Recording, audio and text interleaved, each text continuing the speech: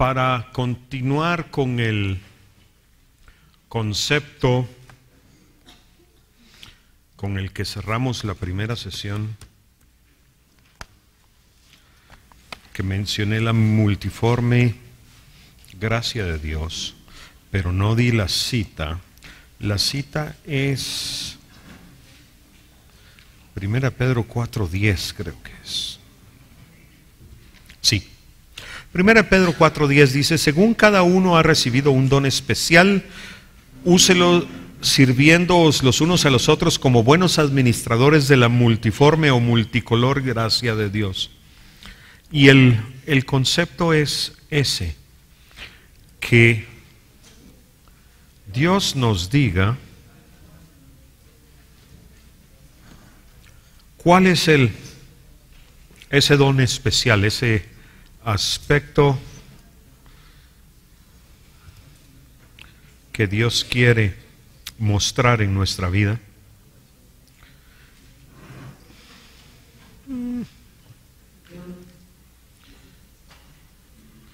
Perdón, es que hubo un problema técnico y se me vació la batería de la computadora y no sé por qué. Y ahora me está costando conectar.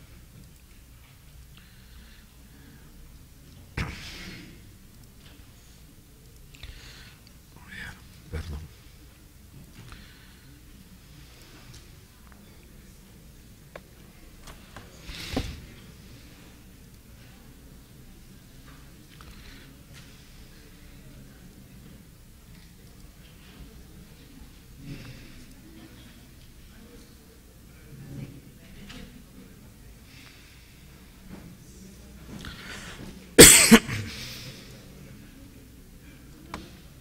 Cielos.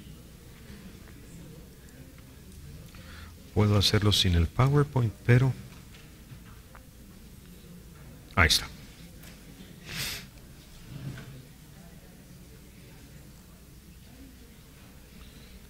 Ok. Vamos a empezar.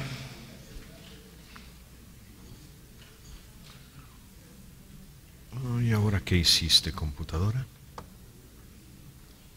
A ver. Sí. Permítanme un momentito.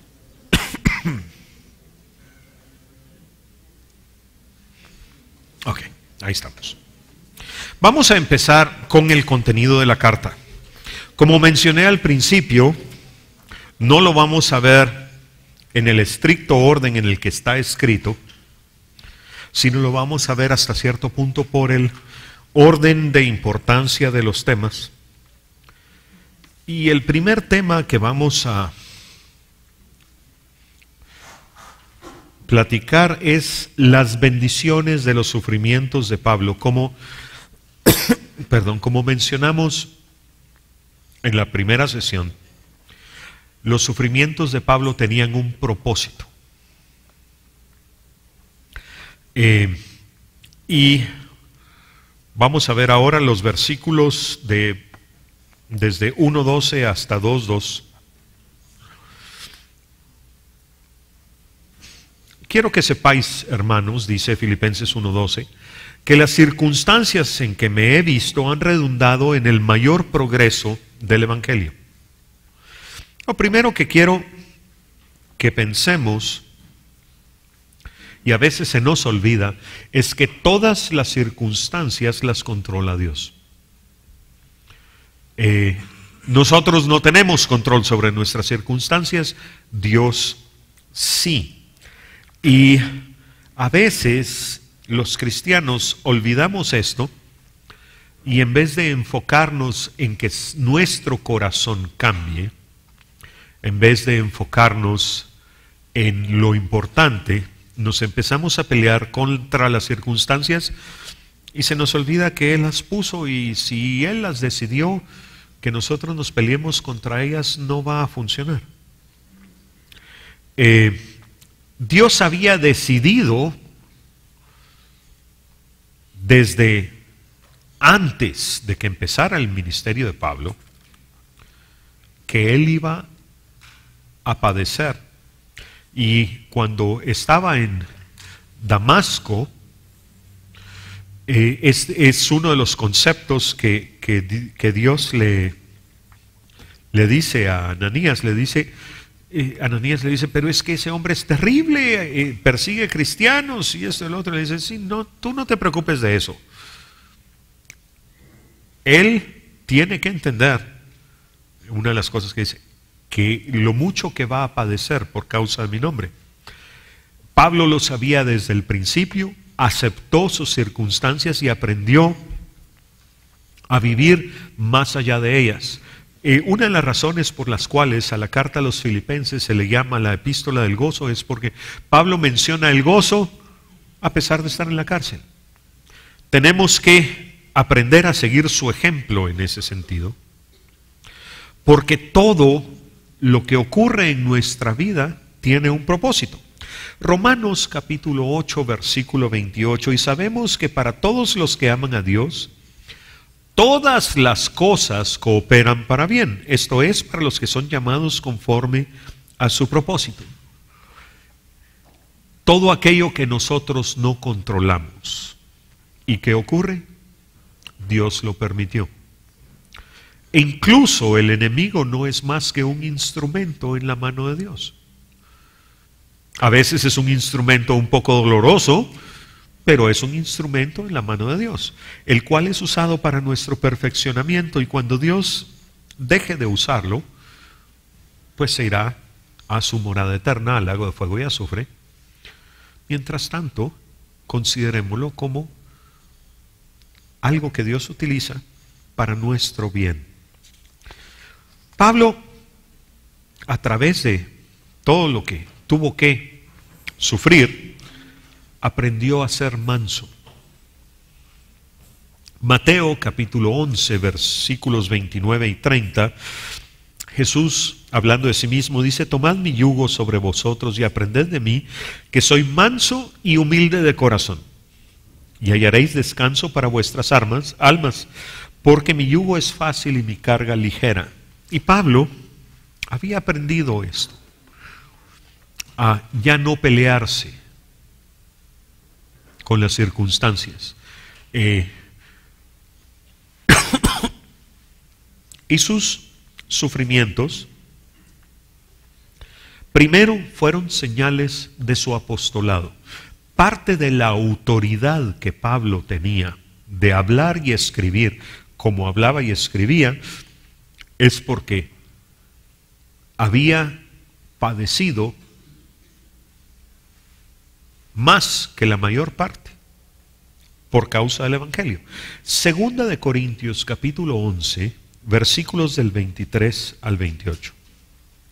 Y aquí Pablo está hablando al principio acerca de aquellos que se le oponen diciendo que ellos son apóstoles. Y él no. Son servidores de Cristo. Hablo como si hubiera perdido el juicio. Yo más. Y miren las credenciales que él presenta. En muchos más trabajos, en muchas más cárceles, en azotes un sinnúmero de veces, a menudo en peligros de muerte. 5 veces he recibido de los judíos 39 azotes. 3 veces he sido golpeado con varas. 1 vez fui apedreado, 3 veces naufragué, y he pasado una noche y un día en lo profundo. Perdón. Con frecuencia en viajes, en peligros de ríos, peligros de salteadores, peligros de mis compatriotas, peligros de los gentiles, peligros en la ciudad, peligros en el desierto, peligros en el mar, peligros entre falsos hermanos, en trabajos y fatigas, en muchas noches de desvelo, en hambre y sed, a menudo sin comida, en frío y desnudez. Además de tales cosas externas, o sea, viene y las declara y dice lo que de veras a él le aflige. Está sobre mí la presión cotidiana de la preocupación por todas las iglesias.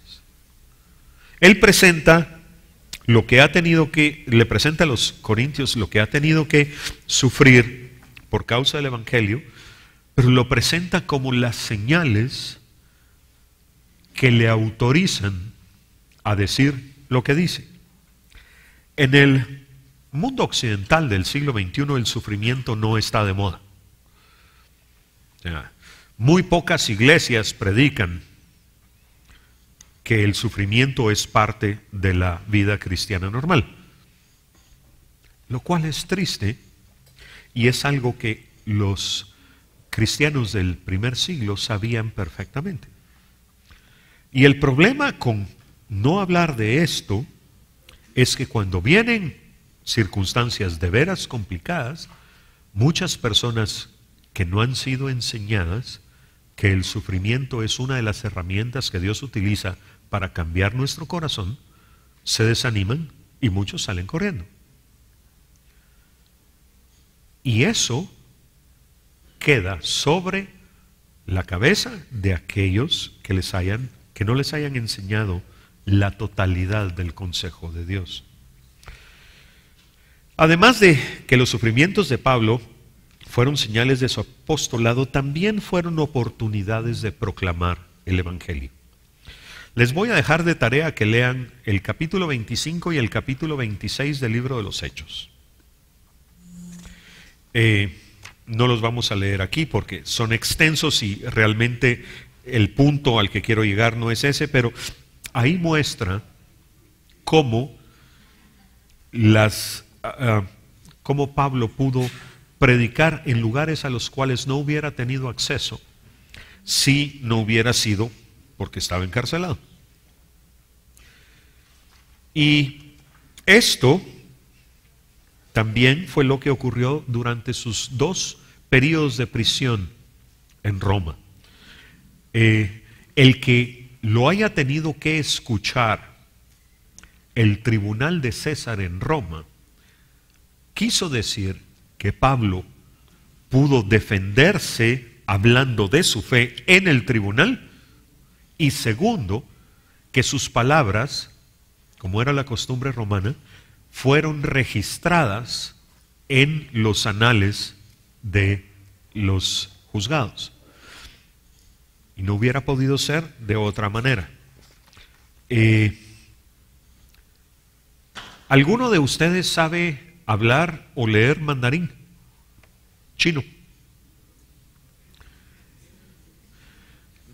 Ok, la razón por la cual lo pregunto es la siguiente. El ideograma, o sea, el simbolito de crisis en mandarín o en chino, incluye parte del ideograma, incluye el ideograma de oportunidad. Y en el reino realmente así es. Hay crisis que podemos ver, no, ¿qué vamos a hacer, pobrecitos nosotros? O podemos decir, Señor, ¿qué es lo que tú tienes para nosotros en esto? ¿Qué es lo que tú estás viendo?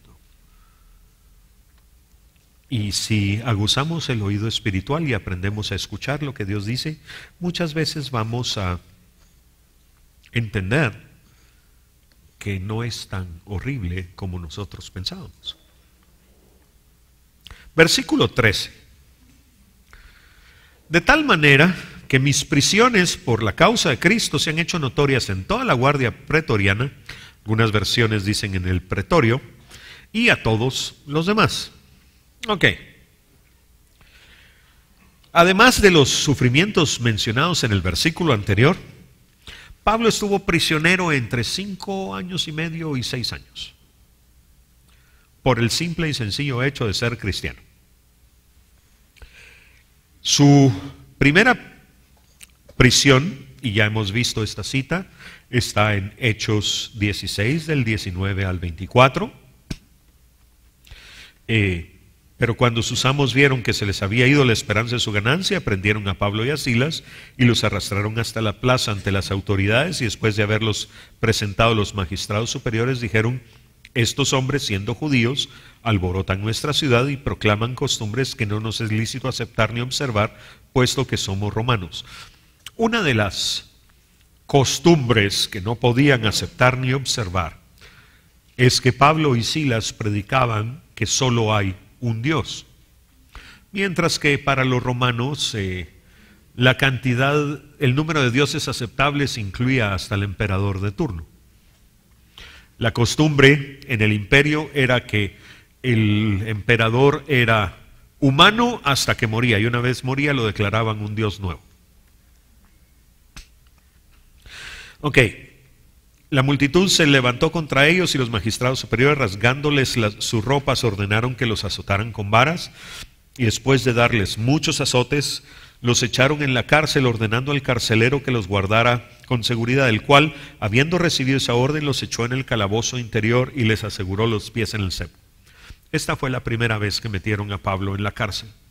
Ahora, es interesante el hecho de que Pablo mencione que los azotaron con varas y que después, cuando se convierte el carcelero, dice que él les curó las heridas. En el mundo, en este momento todavía hay lugares donde el castigo para ciertas faltas en contra de la ley es la vara. La ciudad de Singapur es una de ellas. Escupir un chicle y tirarlo al suelo son 3 varazos en la planta de los pies. Suena tonto hasta que uno piensa en 2 cosas. Primero, es ilegal vender chicles en Singapur. Los únicos chicles que hay ahí es porque un extranjero los ha llevado a Singapur y ellos les gusta mantener su ciudad limpia. Entonces, si alguien les ensucia la ciudad, es castigado con todo el peso de la ley. Hay personas que han muerto por los 3 varazos en las plantas de los pies, por la cantidad de terminales nerviosas que hay. Y es que usan varas flexibles que cuando agarra aviada chicotea para atrás y pega, y el golpe duele mucho. A Pablo no le dieron 3, le dieron más, pero no fueron en la planta de los pies, sino probablemente en la espalda. Entonces se aguantaba más. Sin embargo, es un castigo particularmente doloroso. No es algo que uno diga, sí, le cayó vara. No, o sea, es de que le revienten la piel de la espalda con una vara. El segundo período en el cual Pablo estuvo prisionero fue en Jerusalén. Hechos capítulo 21, versículos del 30 al 34. Se alborotó toda la ciudad y llegó el pueblo corriendo de todas partes. Apoderándose de Pablo, lo arrastraron fuera del templo y al instante cerraron las puertas. Mientras procuraban matarlo, llegó aviso al comandante de la cohorte romana que toda Jerusalén estaba en confusión. Inmediatamente tomó consigo algunos soldados y centuriones y corrió hacia ellos. Cuando vieron al comandante y a los soldados, dejaron de golpear a Pablo. Entonces el comandante llegó y lo prendió y ordenó que lo ataran con 2 cadenas y preguntaba quién era y qué había hecho. Pero entre la muchedumbre unos gritaban una cosa y otros otra, y como él no pudo averiguar con certeza los hechos, debido al tumulto ordenó que lo llevaran al cuartel. Aquí hay algunos detalles interesantes. Primero, la fortaleza Antonia, que es donde residía la cohorte que estaba acuartelada en Jerusalén, estaba relativamente cerca del templo. Pero, aunque estaba relativamente cerca, yo les diría que se tardaron no menos de 10 a 15 minutos para llegar y que dejaran de golpear a Pablo, y durante ese tiempo lo estuvieron golpeando con violencia. O sea, recuerdan que estábamos hablando de que sus credenciales para el apostolado era que le había pasado de todo. Aquí, antes de que lo encarcelaran los romanos, los judíos literalmente lo apalearon. Después vienen los romanos, y cuando menciona algunos soldados y centuriones, cada centurión estaba a cargo de 80 personas, de 80 soldados. Si fueron varios centuriones, supongamos que fueron 3. Habían 240 soldados para dispersar a la multitud. Vienen, lo encadenan con 2 cadenas Y como no pudieron saber qué pasó, se lo llevan al cuartel. Y empieza el proceso para que Pablo llegue a Roma en su primera periodo de prisión. Después de estar en Jerusalén, es enviado a Cesarea, que podría considerarse una continuación de su prisión en Jerusalén, o se podría considerar diferente. Ustedes escojan. Hechos capítulo 24 versículos 22 al 27 dice: entonces Félix, conociendo con mayor exactitud acerca del camino, pospuso el fallo diciendo: cuando venga el comandante Lisias, decidiré vuestro caso. Se lo dijo a los judíos. Y dio órdenes al centurión de que guardara a Pablo bajo custodia, pero con alguna medida de libertad, y que no impidiera a ninguno de sus amigos que lo sirvieran. Este fue el patrón general de las prisiones de Pablo. No sé si alguno de ustedes ha estudiado la historia de la ciudad de Roma, pero en Roma solo había una prisión. Era un hoyo en la tierra donde se echaba a los prisioneros y se esperaba que murieran adentro del hoyo, y los cadáveres no los sacaban nunca. Entonces, cuando caía un vivo, estaba rodeado de muertos. A Pablo no lo trataron así, empezando porque era ciudadano romano. A Pablo se le permitía tener alguna libertad, que sus amigos lo ayudaran, podía escribir, sus cartas entraban y salían con facilidad, su comida era razonable, no era comida de prisión, y en general, aunque estaba prisionero, su salud no se deterioró por estar prisionero. Pero pocos días más tarde llegó Félix con Drusila, su mujer, que era judía, y mandó traer a Pablo y lo oyó hablar acerca de la fe en Cristo Jesús. El versículo 25 es muy interesante. Y al disertar Pablo sobre la justicia, el dominio propio y el juicio venidero, Félix, atemorizado, dijo: vete por ahora, pero cuando tenga tiempo te mandaré llamar. Y es que hay ciertos temas de la doctrina cristiana que cuando son compartidos con no creyentes, si no producen fe en la persona, muchas veces producen miedo. Yo recuerdo cuando era recién convertido haber compartido algunas cosas con personas que no estaban listas para escucharlas, y esto fue lo que produje en ellos. Debemos ser sabios en qué le decimos a quién. Eso no quiere decir que no digamos la verdad, y aquí enseñamos que se predique todo el consejo de Dios, pero también hay que ser prudentes. A un no cristiano hablarle de ciertas cosas es innecesario, porque lo necesario es que se convierta. Procuremos su conversión. Versículos 26 y 27. Al mismo tiempo tenía esperanza de que Pablo le diera dinero, por eso acostumbraba a llamarlo con frecuencia y conversar con él.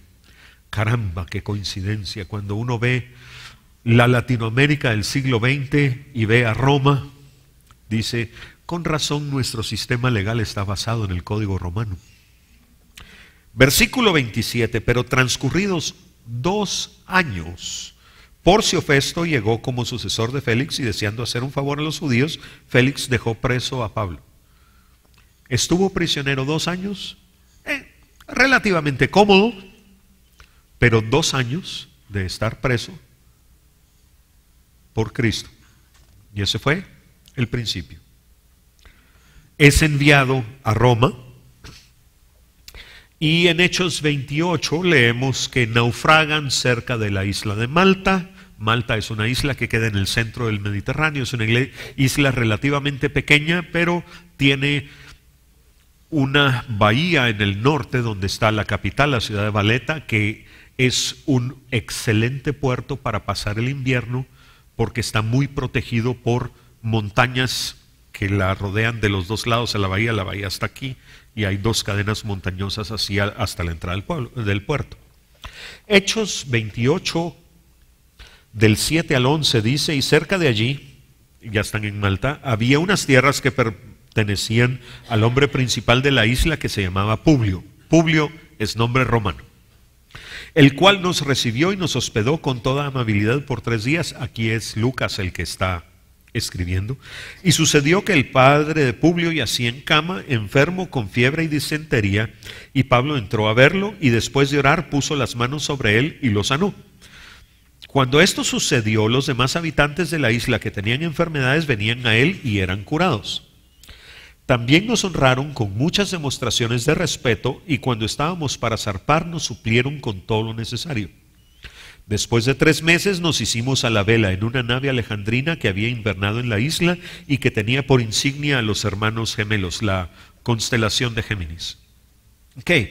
A Pablo lo trataron muy bien en Malta, pero esos 3 meses y poco que estuvo allí, seguía siendo un prisionero. No tenía libertad, pero regresamos al mismo concepto de se le permitió orar por todos los enfermos de la isla.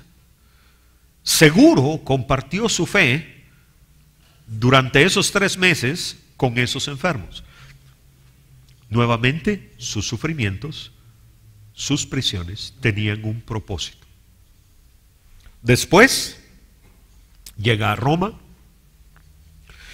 La primera vez estuvo prisionero aproximadamente 2 años en Roma, del 61 hasta la primavera del 63. Hechos capítulo 28, versículo 16 dice: cuando entramos en Roma, el centurión entregó los presos al prefecto militar, pero a Pablo se le permitió vivir aparte con el soldado que lo custodiaba. Tenía un soldado asignado, estaba en arresto domiciliario durante 2 años. Hechos 28 del 30 al 31. Y Pablo se quedó por 2 años enteros en la habitación que alquilaba y recibía a todos los que iban a verlo, predicando el reino de Dios y enseñando todo lo concerniente al Señor Jesucristo con toda libertad sin estorbo. Yo no creo que le hayan asignado al mismo soldado durante 2 años completos. Lo más probable es que hubieran estado en rotación. Así es que incluso los soldados escucharon el mensaje de salvación de Cristo. Ahora, por ley romana, en Roma ningún legionario podía entrar con armas. Los únicos soldados que tenían armas en Roma eran las cohortes pretorianas, que eran la guardia del emperador. Y vamos a hablar de ellos un poco más. Pero a los soldados, a los que oyeron predicar a Pablo porque estaban cuidando a Pablo, eran los soldados de élite del Imperio Romano. Nuevamente, si no hubiera estado preso en Roma, esos hombres no hubieran escuchado el Evangelio. Y nuevamente, después de viajar por Macedonia y Asia y posiblemente Iberia, o sea, España, no estamos seguros, pero él había expresado su deseo de ir a Iberia. Desde principios del 67 hasta su muerte en la primavera del 68 también estuvo prisionero en Roma por 2ª vez. Esto, como he venido diciendo, le dio acceso a proclamar el Evangelio en lugares donde no se habría podido proclamar de otra forma. Y esto nos lleva a que consideremos lo siguiente: a veces hay lugares difíciles a los que Dios quiere enviar a alguien. Pregunta: ¿estaríamos dispuestos a pagar el precio necesario para que la persona que Dios envíe seamos nosotros? ¿O estamos tan occidentalizados y tan siglo XXI que no estamos dispuestos a sufrir por causa del Evangelio? Y me incluyo. O sea, es una pregunta que todos debemos hacernos y todos debemos responder. Porque Pablo, la vida de Pablo, eso es lo que nos dice. Nos muestra a alguien que estuvo dispuesto a pagar el precio. ¿Y nosotros? En Hechos 25 y 26, la tarea que les di, Pablo predica frente al gobernador Porcio Festo y frente al rey Agripa. También le fue permitido defender su fe ante el tribunal imperial en Roma. Hechos capítulo 26, versículos del 30 al 32. Entonces el rey Agripa, el gobernador Porcio Festo, Berenice y los que estaban sentados con ellos se levantaron, y mientras se retiraban hablaban entre ellos diciendo: este hombre no ha hecho nada que merezca muerte o prisión. ¿Cuál era cierto? Y Agripa dijo a Festo: podría ser puesto en libertad este hombre si no hubiera apelado al César. Recuerdan que los ciudadanos romanos tenían derecho a ser oídos en Roma. Ese fue el derecho que Pablo solicitó, y como era ciudadano, era obligación que se lo cumpliera. Por lo tanto, aunque lo podían liberar, él había hecho una solicitud que tenía que ser cumplida. También ante la guardia pretoriana. La guardia pretoriana era la escolta de los emperadores. Los soldados de las cohortes pretorianas tenían algunas ventajas. Primera, recibían doble sueldo. Segunda, en vez de servir 20 años como servían todos los legionarios, servían solo 16. Tercera, al jubilarse después de 16 años de estar en la legión, recibían una jubilación de 20,000 sestercios, o sea, 5,000 denarios. Aproximadamente unos $10,500 al precio de la plata del fin de semana. Más o menos. Cuando César Augusto falleció en el año 14, los pretorianos empezaron a poco obtener poder político. Como les mencioné, eran los únicos soldados que podían estar armados en Roma. Y esta es una ilustración de cómo se vería un soldado pretoriano en Roma. Lástima que hay tan poca luz. Pero lo que quisiera mencionar es que no tiene armadura puesta. Tiene puesta una túnica corta que le llega a la mitad del muslo. Tiene caligas, las botas que dieron origen al apodo de Calígula, un escudo curvo y ovalado, y esto que tiene aquí es una jabalina que se llamaba pilum, que cuando se lanzaba y golpeaba con algo se quebraba de aquí, y entonces no se la podían tirar de regreso al que la había lanzado. Y había varias cohortes, o sea, pocos miles de esos en la ciudad de Roma. En el año 23, el pretor Sejano logró convencer al emperador Tiberio que construyera en las afueras de Roma los castra pretoria, o sea, los castillos de los pretorianos, las barracas donde estaban acuartelados. Y eso permitía que uno de los grupos de las tres cohortes de pretorianos que había estuviera siempre a disposición del César. Y de ahí en adelante la guardia pretoriana estuvo bajo el control del César, pero el César también estuvo bajo el control de la guardia pretoriana. Y fueron varios los emperadores que dejaron el trono porque la guardia pretoriana los asesinó.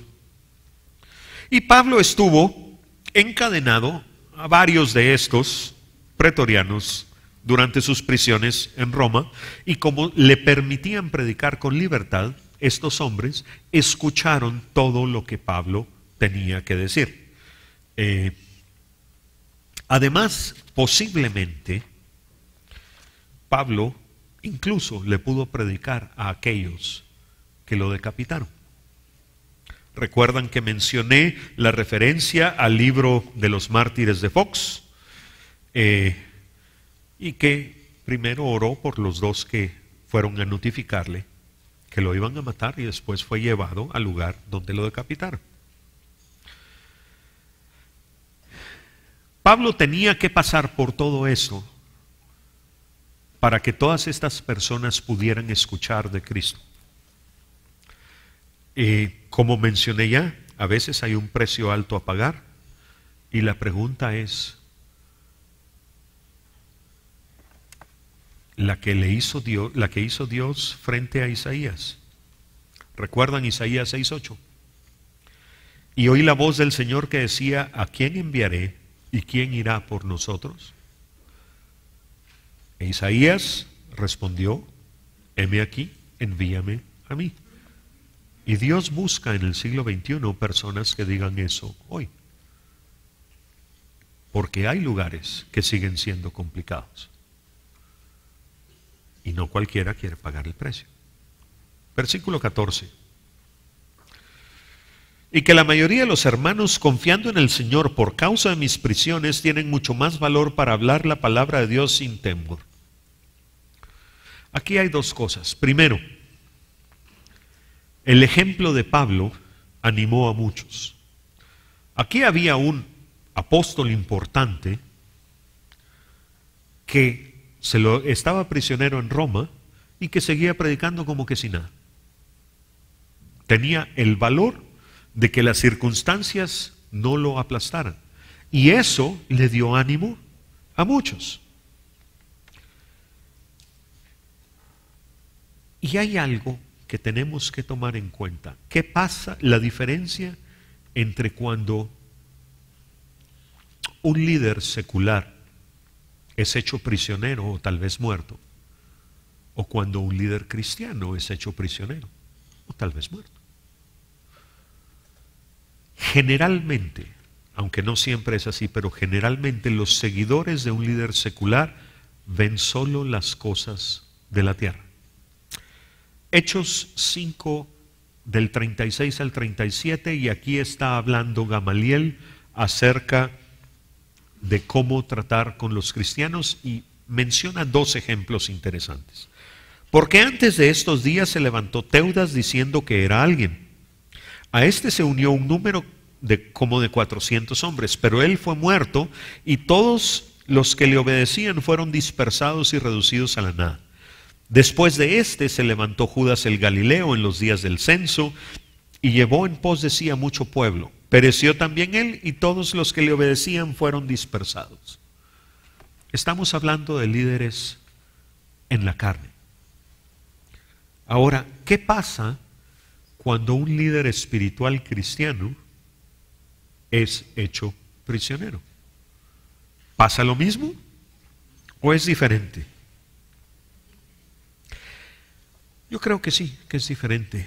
En la misma carta a los Filipenses, y lo vamos a ver después, pero Pablo dice en Filipenses 4, del 12 al 13, sé vivir humildemente y sé tener abundancia. En todo y por todo estoy enseñado, así para estar saciado como para tener hambre, así para tener abundancia como para padecer necesidad. Y después de mencionar eso,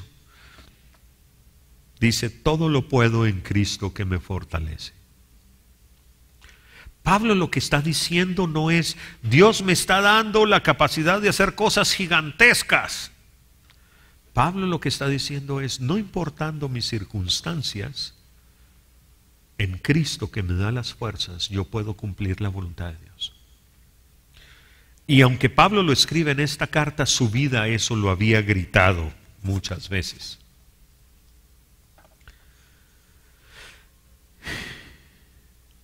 Pregunta, y lo vamos a ver después, pero pregunta, ¿estamos tratando de vivir ese versículo que a pesar de las circunstancias todo lo puedo en Cristo que me fortalece? ¿O las circunstancias pesan más? Versículos del 15 al 17. Algunos a la verdad predican a Cristo aún por envidia y rivalidad, pero también otros lo hacen de buena voluntad. Estos lo hacen por amor, sabiendo que he sido designado para la defensa del Evangelio. Aquellos proclaman a Cristo por ambición personal, no con sinceridad, pensando causarme angustia en mis prisiones.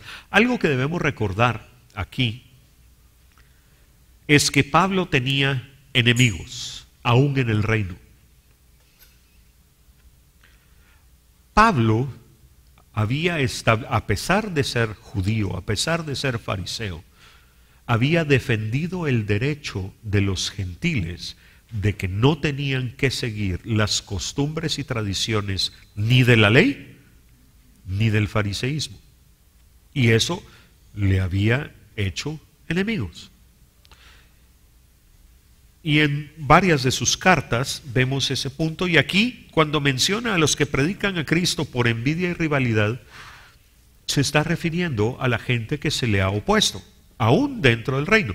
Pero dice, pero eso lo menciona, digamos, de las 6 líneas que acabamos de leer, eso lo menciona en una.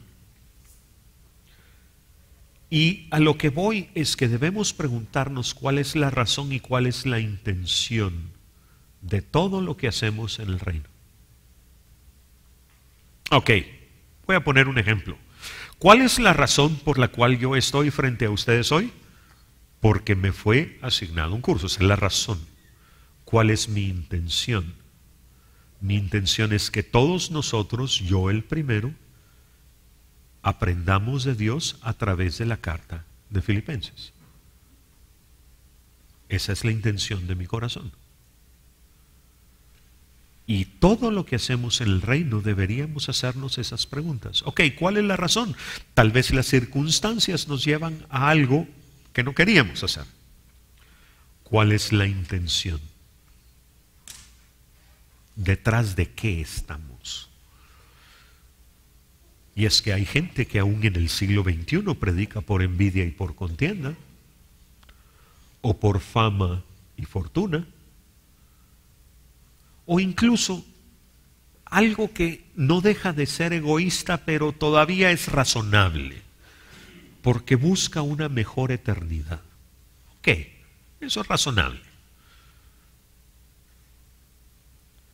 Pero hay quienes eso ni siquiera lo toman en cuenta y sirven en el reino por amor a Cristo y por amor a los demás.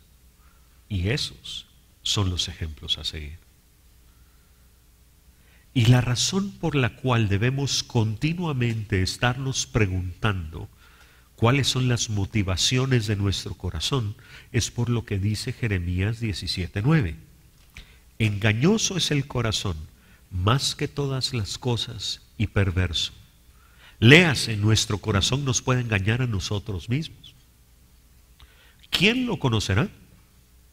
Y la respuesta es, por supuesto, Dios. Dios conoce la intención del corazón. Jesús, los evangelios nos dicen que Él conocía el corazón de los hombres.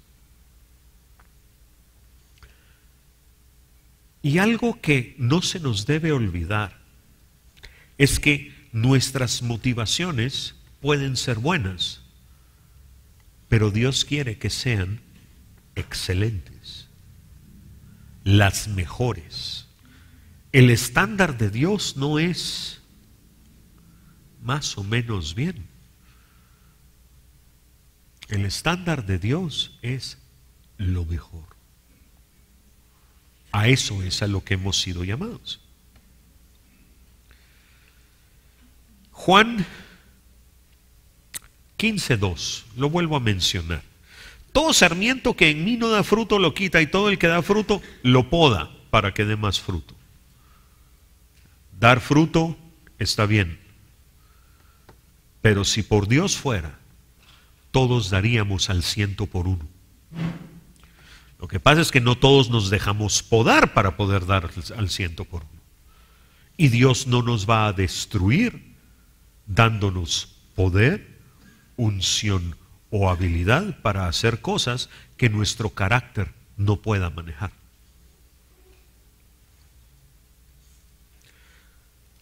Nuevamente, no nos conformemos con lo bueno, busquemos siempre lo mejor. Versículo 18. Entonces, ¿qué? Que de todas maneras, ya sea fingidamente o en verdad, Cristo es proclamado, y en esto me regocijo. Sí, y me regocijaré. Pablo entendía la necesidad que el mundo tiene de que Cristo sea predicado. Obviamente él prefería que se predicara toda la verdad con la intención correcta. Pero decía, aun si lo hacen por envidia, aun si creen que me van a afligir a mí, porque ellos son los que están predicando entre ustedes y yo no, la verdad es que Cristo está siendo predicado y eso me alegra.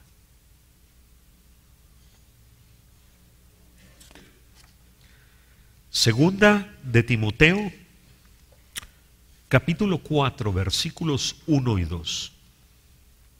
Te encarezco delante de Dios y del Señor Jesucristo, que juzgará a los vivos y a los muertos en su manifestación y en su reino, que prediques la palabra, que instes, a tiempo y fuera de tiempo, redarguye, reprende, exhorta con toda paciencia y doctrina, a tiempo y a destiempo.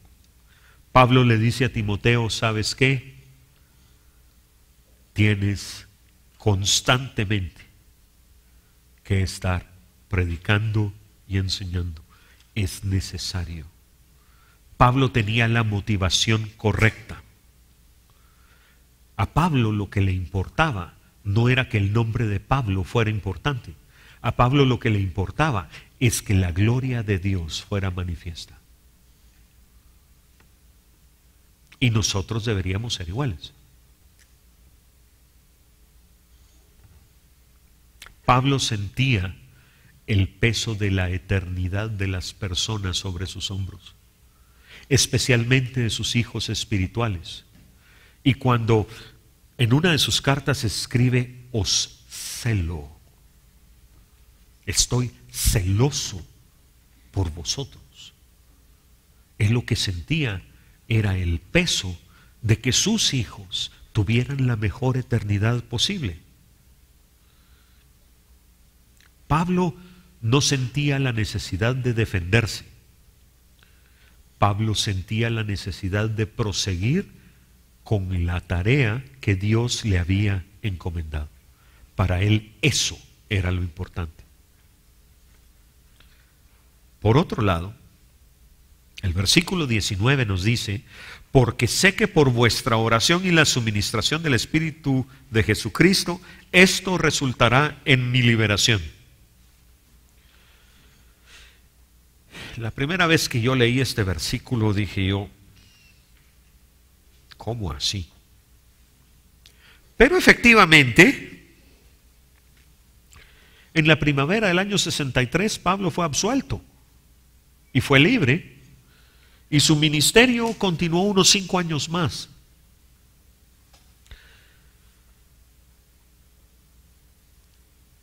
Dios le dio la certeza que iba a salir de esa prisión. Pero además Dios le dio la certeza que él iba a tener un buen fin. No solo aquí, sino también en la eternidad. Y esa certeza fue la que le permitió a Pablo tener la actitud que tenía. Quiero que nos hagamos algunas preguntas. Primera, cuando pasamos por una prueba, ¿cómo actuamos? ¿En nosotros hay alabanza o quejabanza?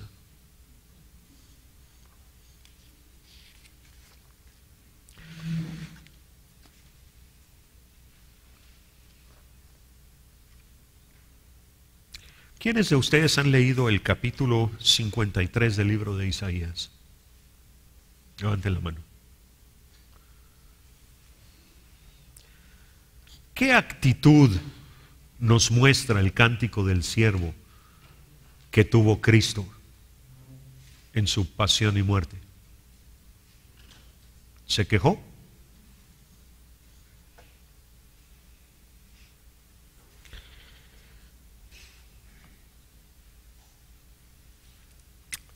Les dejo de tarea que lean Isaías 53 del 1 al 12.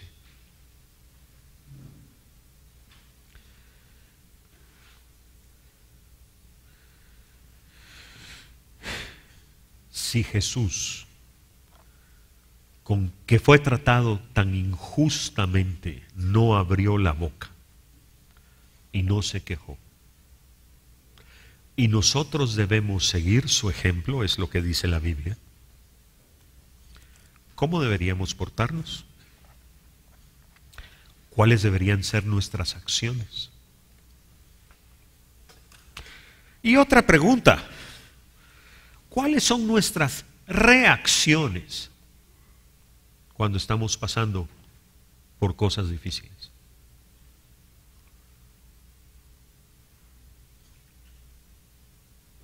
Ya me han oído decir que yo mido a los cristianos más por las reacciones que por las acciones. Cuando a alguien que va manejando se le atraviesa un camionetero y casi lo choca, ¿qué sale de su boca? Eso dice mucho de la persona. Y a veces salen sapos y culebras de la boca de las personas que no deberían salir. Mateo 5 del 11 al 12, hablando de reacciones. Bienaventurados seréis cuando os insulten y persigan y digan todo género de mal contra vosotros falsamente por causa de mí. Regocijaos y alegraos. Miren la reacción que Jesús dice que es la correcta. Si nos insultan, nos persiguen y dicen toda clase de mal contra nosotros falsamente por causa de ser cristianos, debemos regocijarnos y alegrarnos porque nuestra recompensa en los cielos es grande, porque así persiguieron a los profetas que fueron antes que nosotros.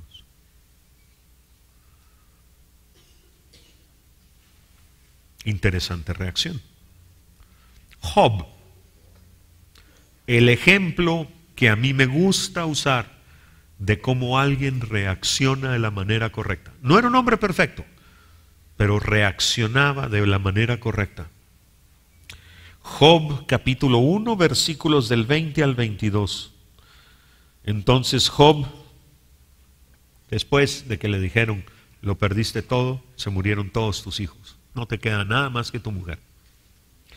Entonces Job se levantó, rasgó su manto, se rasuró la cabeza y postrándose en tierra, adoró. No se quejó, adoró. Y dijo, desnudo salí del vientre de mi madre y desnudo volveré allá. Jehová dio y Jehová quitó, bendito sea el nombre de Jehová.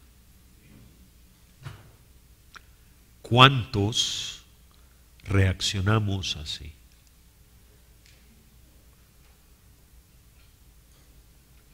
Job, capítulo 2, versículos del 7 al 10. Satanás salió de la presencia del Señor e hirió a Job con llagas malignas desde la planta del pie hasta la coronilla. Y Job tomó un tiesto para rascarse mientras estaba sentado entre las cenizas. Entonces su mujer le dijo, ¿aún conservas tu integridad? Maldice a Dios y muérete. Qué esposa más simpática, por Dios santo. Pero él le dijo, como habla cualquier mujer necia, has hablado. Aceptaremos el bien de Dios y no aceptaremos el mal. En todo esto, Job no pecó con sus labios. Después de leer el capítulo 51 de Isaías, hay una pregunta que nos tenemos que hacer. ¿Seguimos el ejemplo de Jesús en el sufrimiento?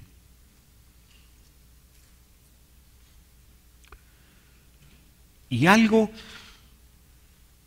que cuando leía el versículo 19 me llamó la atención, dice, porque sé que por vuestra oración y la suministración del Espíritu de Jesucristo, esto resultará en mi liberación.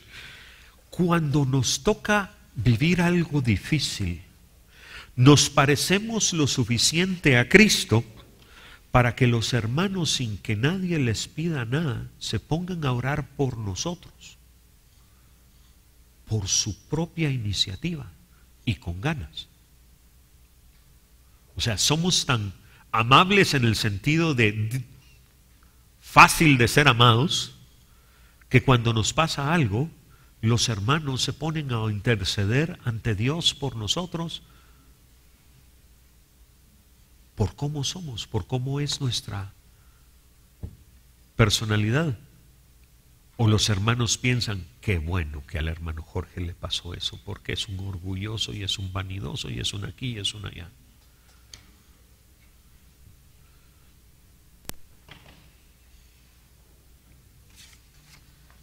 Versículo 20. Perdón. Conforme a mi anhelo y esperanza de que en nada seré avergonzado, sino que con toda confianza, una hora como siempre, Cristo será exaltado en mi cuerpo, ya sea por vida o por muerte. Exaltado, ser reconocido como grande y digno de gloria y alabanza. Pablo trataba de que en todo lo que hiciera, Cristo fuera exaltado. Para Pablo, realmente no había diferencia si vivía o moría. Si vivía, podía continuar con lo que Dios lo había mandado hacer.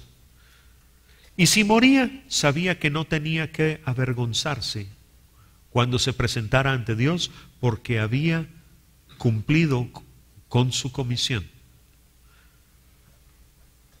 Lutero decía que cuando muriera, Dios debería encontrarlo haciendo lo que Dios lo había mandado hacer. Si nos tocara encontrarnos con el Señor mañana a las 11:30 de la mañana, por alguna razón, las cosas que ocurren en Latinoamérica, una bomba, una manifestación popular, un tiroteo, un robo de un banco, todas esas cosas que pasan en Latinoamérica de vez en cuando. Una bala perdida nos cae y nos fuimos con el Señor. Supongamos, y nos toca presentarnos ante el Señor, ¿nos vamos a presentar ante el Señor sabiendo que estábamos haciendo lo que debíamos hacer? ¿O nos vamos a avergonzar de presentarnos ante el Señor en ese momento? Pensémoslo. 1 Corintios 9:26.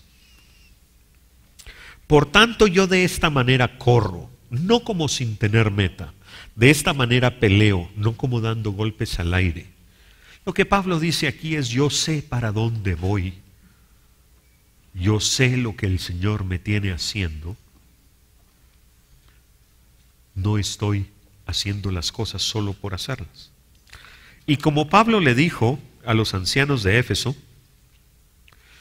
en Hechos 20:24, pero en ninguna manera estimo mi vida como valiosa para mí mismo, a fin de poder terminar mi carrera y el ministerio que recibí del Señor Jesús, para dar testimonio solemnemente del Evangelio de la gracia de Dios. Pablo sabía cuál era su labor en el reino. Dios se lo había dicho. Pregunta: ¿sabemos nosotros para qué fuimos hechos? ¿Cuál es la misión de nuestra vida? ¿Cuál es el mensaje que Dios quiere dar a través de nuestra vida? Si no lo sabemos, empecemos a orar. Si es necesario, a ayunar. Si ni así, consultemos a nuestro pastor. Si ni así, tengamos un poco de paciencia, pero sigamos preguntando. Porque cuando uno sabe a dónde tiene que llegar, es más fácil saber qué camino tomar. Pero cuando uno no sabe a dónde tiene que ir, cualquier camino es bueno. No hagamos, como dice Pablo en 1 Corintios 9:26, no corramos sin tener meta y no peleemos como dando golpes al aire. Hagamos, como dice el pastor Ricardo Kummerfeld, demos puntadas con hilo. Versículo 21. Y aquí viene Pablo y lo resume en 6 palabras. Pues para mí el vivir es Cristo y el morir es ganancia. En estas 6 palabras, vivir es Cristo y morir es ganancia, Pablo resume la esencia de la vida y de la muerte del cristiano. Las primeras 3, vivir es Cristo. Gálatas 2:20, con Cristo he sido crucificado, y ya no soy yo el que vive, sino que Cristo vive en mí. Y la vida que ahora vivo en la carne, la vivo por la fe en el Hijo de Dios, el cual me amó y se entregó a sí mismo por mí. Traduciendo, si vivo, es para hacer la voluntad de Dios. Es para que Jesús me dé las fuerzas para hacer lo que Dios quiere que yo haga. Nuevo Testamento dice que es Él quien da tanto el querer como el hacer. Él da las fuerzas, da la oportunidad, da hasta el gusto por hacer las cosas. Y las segundas 3 palabras, morir es ganancia, para el cristiano realmente lo es.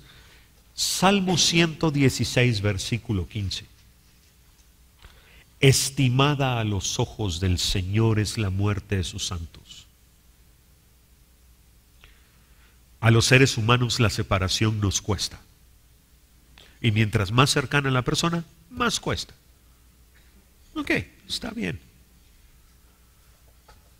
Pero para el Señor, cuando alguien que ha peleado la buena batalla, que ha corrido la carrera y ha guardado la fe, regresa a casa, eso es fiesta. Eso no es pobrecito, eso es, hijo, bienvenido a casa. Su perspectiva y nuestra perspectiva son diferentes. Segunda de Timoteo 4, 7 y 8. He peleado la buena batalla, he terminado la carrera, he guardado la fe. Eso ya lo mencionamos. En el futuro me está reservada la corona de justicia que el Señor, el juez justo, me entregará en aquel día, y no solo a mí, sino también a todos los que aman su venida. Hay una recompensa del otro lado del velo, en la eternidad. Y no es solo la salvación. La salvación es el principio, como vamos a ver en los próximos días. Hay mucho más allá. Y por eso es que estamos aquí. Porque hay más. Mucho, mucho más. Versículos del 22 al 24. Pero si el vivir en la carne, esto significa para mí una labor fructífera, entonces no sé cuál escoger, pues de ambos lados me siento apremiado, teniendo el deseo de partir y estar con Cristo, pues eso es mucho mejor, y sin embargo continuar en la carne es más necesario por causa de vosotros. Recordemos que Pablo tenía 60 años cuando escribió esto. Y él dice, a los 60 años de edad, sí, irme con Cristo es mejor. Ya lo habían apaleado, ya lo habían lapidado, ya lo habían metido en la cárcel, ya había naufragado, ya le había pasado bastante más que cualquiera de nosotros. Si lo queremos ver así, ya se había ganado el derecho de irse al cielo. Y él dice, sí, para mí es mejor irme, pero quedarme es más necesario por ustedes.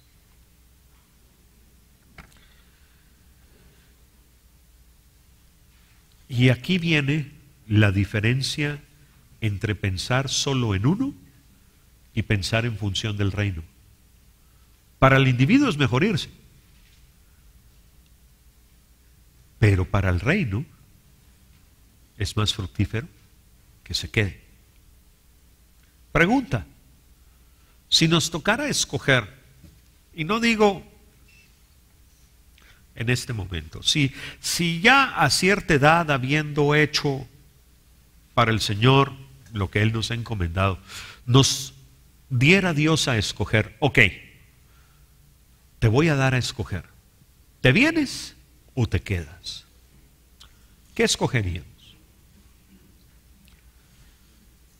Y la siguiente pregunta es, ¿por qué escogeríamos eso? No es necesario que lo digamos en voz alta, pero pensémoslo. ¿Cuál sería la motivación de nuestro corazón para tomar esa opción? Versículos 25 y 26. Y convencido de esto, sé que permaneceré y continuaré con todos vosotros para vuestro progreso y gozo en la fe, para que vuestra profunda satisfacción por mí abunde en Cristo Jesús a causa de mi visita otra vez a vosotros. Pablo o había recibido revelación de que no se iba todavía, o le había pedido a Dios no irse todavía y Dios se lo había concedido. Uno de los dos. Pero él estaba seguro de que iba a continuar y fue cierto, se cumplió. Y sí, fue a Macedonia una vez más.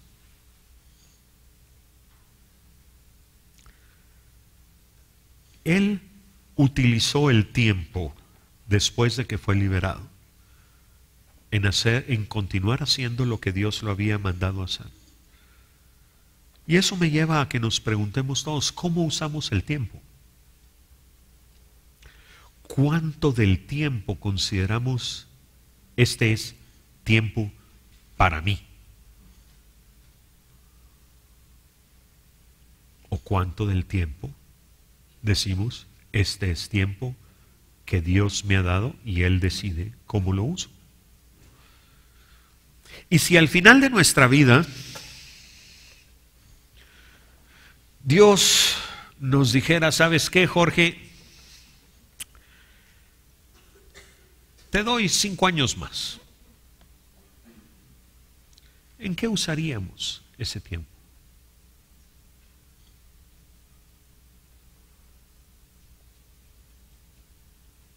¿En nosotros? ¿O en Él? En el reino. Algo que aprendí hace algunos años ya es que un siervo de Dios no se jubila hasta que no se va para arriba. Ok, puede ser que el cuerpo esté gastado y que uno ya no haga las cosas que hacía cuando era más joven, sí, pero la influencia sigue estando allí. La sabiduría sigue estando allí. Hay que usarlas. Versículo 27. Solamente comportaos de una manera digna del Evangelio de Cristo, de modo que ya sea que vaya a veros o que permanezca ausente, pueda oír que vosotros estáis firmes en un mismo espíritu, luchando unánimes por la fe del Evangelio. Recordemos lo que dice Efesios 6:20. Pablo hablando de sí mismo, por el cual soy embajador en cadenas, que al proclamar lo que hable con denuedo, como debo hablar. Nosotros somos embajadores de Cristo. Somos embajadores del cielo. Aquí no somos más que peregrinos y extranjeros. Pregunta, ¿nos comportamos de una manera que representa bien al Rey de los cielos? ¿Nos comportamos de una manera o hablamos de una manera que le complace a Él? Un embajador pierde el derecho de comportarse como quiera. Tiene la obligación de comportarse de acuerdo a aquel que lo envió. Y nosotros estamos en esa posición. Nuestras palabras y nuestras acciones deben ser dignas de un ciudadano del cielo y de un embajador de Dios. porque eso es lo que somos. Además, debemos ser firmes y no ceder. No podemos retroceder o no debemos retroceder ante el enemigo. Y tristemente, la iglesia del mundo en el siglo XXI, la iglesia cristiana del mundo global, ha retrocedido en demasiadas áreas. Y si lo que hubiera cambiado es solo la manera en la que se da el mensaje, yo no tendría problema. El problema es que hemos diluido el mensaje, lo hemos cambiado. En vez de buscar nuevas maneras de decir verdades antiguas, estamos cambiando la predicación. Y eso sí es preocupante, porque por buscar una falsa paz, una falsa unidad y querer complacer al mundo, la iglesia ha cambiado el mensaje. Estamos diciendo a nivel global cosas que no deberíamos. Finalmente, la iglesia debe ser unánimes, como un solo hombre, tal como el Padre, el Hijo y el Espíritu Santo son uno. Así deberíamos ser. Y esto sí es triste. Juan 17, el 20 al 21.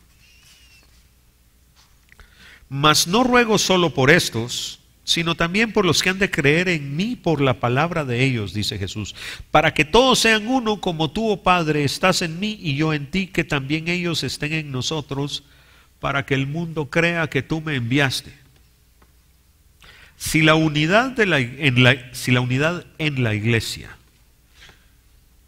es un requisito para que la gente nos crea, hermanos, tenemos problemas y problemas serios.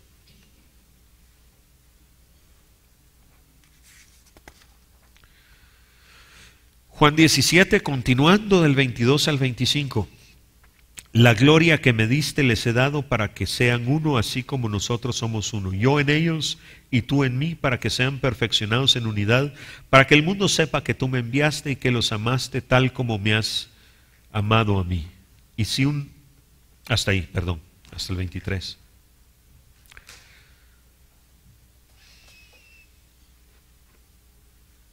Esto me aflige. Marcos 3 del 24 al 25. Si un reino está dividido contra sí mismo, ese reino no puede perdurar. Y si una casa está dividida contra sí misma, esa casa no podrá permanecer. La iglesia del siglo XXI, una de las cosas que más me preocupan es que pareciera que es una competencia. En vez de ayudarnos unos a otros, nos socavamos los cimientos. ¿Me peleo con mi pastor? No, no me estoy peleando con mi pastor. Es un ejemplo. Y le pongo de competencia a una iglesia a media cuadra. Y no estoy diciendo nada que no haya pasado, ¿no? ¿Por qué no me voy a poner una iglesia donde no hay? Ok, me peleé con mi pastor. ¿Por qué no me voy a un lugar donde de veras sea necesaria una iglesia? No. Como decía mi primer pastor, pescar en pecera.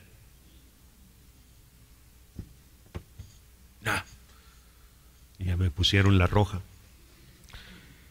Pero los voy a dejar con este pensamiento. ¿Somos de los que unen o somos de los que dividen la iglesia?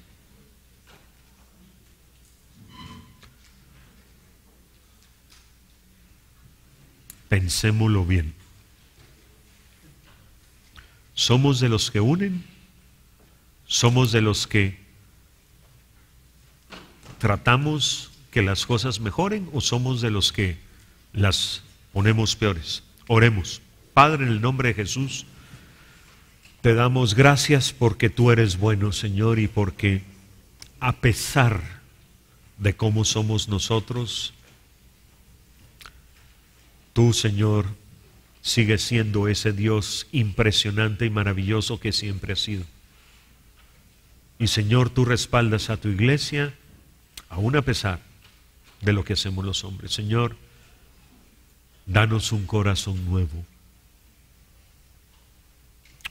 Y en estos días enséñanos cómo debemos ser. Te lo pedimos en el nombre de Jesús. Amén. Nos vemos mañana, hermanos. Dios los bendiga.